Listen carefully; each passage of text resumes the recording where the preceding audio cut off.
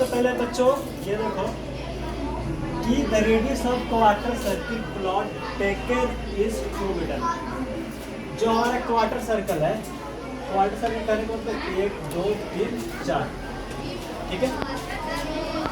तो quarter circle का जो हमारा रेडियस है वो कितना दिया हुआ है? 2 मीटर। 2 मीटर दिया हुआ है। And the radius of the flower bed, ये हमारा क्या है? फ्लावर बेड है। इसकी जो रेडियस दिया हुआ है इस वाले सर्किल का, वो हमारा दिया हुआ है 2 मीटर। 2 मीटर। कितना दिया हुआ बच्चों? 2 मीटर। 2 मीटर दिया हुआ है, ठीक है। Find the area of remaining field. तो ये वाले जो बचा हुआ जो पार्ट है, अनसाइडेड पोर्शन, यस सर। ठीक है, उसे हमें निकालना है, ठीक है। तो हमें ये फिगर देखने से लग रहा है कि इसकी जो लेंथ है 8 मीटर है और इसकी जो लेंथ है 6 मीटर है। तो ये 8 मीटर है, 6 मीटर है। तो हमें ये रेक्टेंगल दिख रहा है। Yes sir. अब हमें यहाँ से ये पता चल गया कि ये पूरा हमारा क्या है? रेक्टेंगल है। रेक्टेंगल में ही 4 क्वाड्रांट बने हुए हैं और रेक्टेंगल में ही एक फ्लावर बेड बना हुआ है।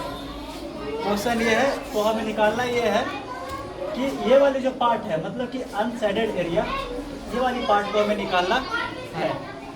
क्वेश्चन यहाँ तक आप लोग को समझ में आ जाना चाहिए। माय डियर स्टूडेंट, सबसे पहले आप ये देखो कि ये हमारा रेक्टेंगल है। तो आप रेक्टेंगल का आप सबसे पहले एरिया निकाल लोगे। उसके बाद आप क्या करोगे? क्वेश्चन में ये जो क्वाड्रांट है, ये 4 क्वाड्रांट मिलकर हमें एक कंप्लीट सर्कल का निर्माण कर रहा है। तो 4 क्वाड्रांट मिलकर एक सर्कल का निर्माण कर रहा है, तो इसका भी सर्कल का एरिया निकाल लोगे। दूसरा, आप इसका भी क्या निकाल लोगे? एरिया निकाल लोगे फ्लावर बेड का। तो कहने का मतलब ये है कि ये तो पूरा रेक्टेंगल है, तो रेक्टेंगल में से ही आप इसका एरिया लोगे पूरा। इसका एरिया में से आप ये वाला एरिया और ये वाला एरिया को जोड़कर इसमें बड़े वाले एरिया में क्या करना है? घटा देना है। अगर आप ऐसा करोगे तो आपका आंसर आ जाएगा, ठीक है। तो अब बच्चों, अब इस क्वेश्चन के बारे में सोल्यूशन करते हैं। मैंने यहाँ तक समझा दिया आप लोग को, जो क्वेश्चन क्या कह रहा था क्या नहीं कह रहा था, मैंने समझा दिया। Let's start. तो सबसे पहले आप यहाँ से लिखो area of rectangle. Area of rectangle, length into breadth. Length दिया हुआ है कितना? 8 मीटर। 8 मीटर। और ब्रेथ दिया हुआ है कितना? 6 मीटर। 48 metre square. ओके बच्चों, यस सर। नेक्स्ट आप देखिए, ये हमारा 4 क्वाड्रांट है। अब ये देखो ऐसे, ये हमारा सेमी सर्किल है। सेमी सर्किल का इस प्रकार ऐसे हम कर देते हैं तो मेरा फर्स्ट क्वाड्रांट और सेकेंड क्वाड्रांट बन जाता है। यानी दो क्वाड्रांट मिलकर हमें एक सेमी सर्किल का निर्माण करना है, ठीक है।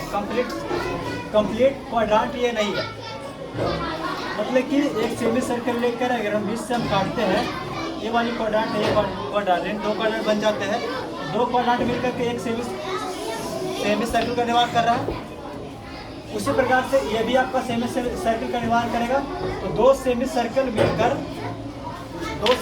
मिलकर एक हमको कंप्लीट सर्किल का निर्माण करेगा। Yes sir. तो इसको हम कह सकते हैं कि ये हमारे कंप्लीट सर्किल का निर्माण कर रहा है। Yes sir. तो यहाँ से हम क्या निकालेंगे कि कंप्लीट सर्किल,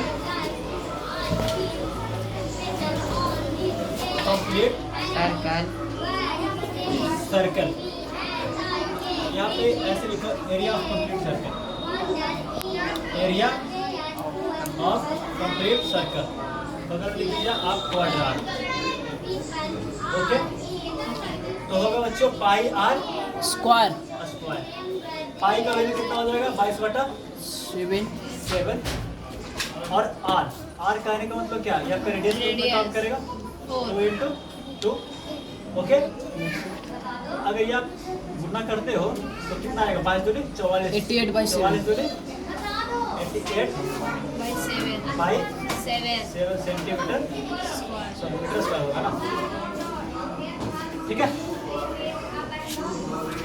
अब ये बच गया इसका निकालने के लिए, तो आप फ्लावर बेड का एरिया निकालो, फ्लावर बेड का एरिया निकाल लो। फ्लावर एरिया, फ्लावर बेड यहाँ पे लिखो आप, area of flower bed. Flower bed, इसका भी क्या हो जाएगा, पाई आर स्क्वायर 22/7, इसका रेडियस कितना होगा 2 × 2, यस तो 5 दूनी 44, 44 88/7 88/7, मीटर स्क्वायर। ठीक है। Yes sir. एक बार पुश कर दो, कर दिया।